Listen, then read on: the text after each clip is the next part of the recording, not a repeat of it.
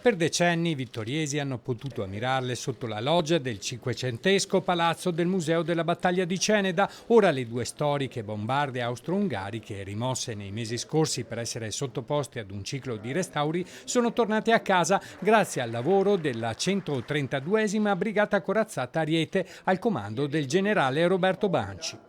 Alla cerimonia di scoprimento delle artiglierie storiche è intervenuto anche il generale Roberto Perretti, responsabile del comando Forze Operative Nord, e il sindaco di Vittorio Veneto Antonio Miatto. Due pezzi rarissimi e questo ci dà una grande soddisfazione perché Vittorio Veneto ha patito la partenza dell'esercito, però l'esercito abbiamo visto che è sempre stato vicino alla città. Durante la Prima Guerra Mondiale queste grosse bombarde, che in pratica erano dei tubi di lancio per grosse bombe, avevano una gittata di poche centinaia di metri e un tiro molto impreciso. L'uso di queste armi era legato alla guerra di trincea per sconvolgere i reticolati e le trincee nemiche e talvolta per lanciare dei gas asfissianti. I due pezzi ora saranno esposti all'interno del Memoriale dei Cavalieri di Vittorio Veneto, annesso al museo per garantirne la migliore conservazione. Queste due bombarde sono dei pezzi particolarmente pregiati, dal momento che sono due bombarde austro-ungariche risalenti al primo conflitto mondiale,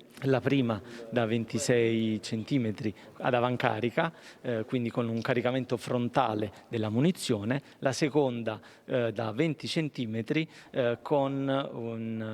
anche se con un caricamento che prevedeva lo spostamento della bocca da fuoco che traslava in avanti. Ora le collezioni del museo possono vantare due pezzi di assoluto valore storico.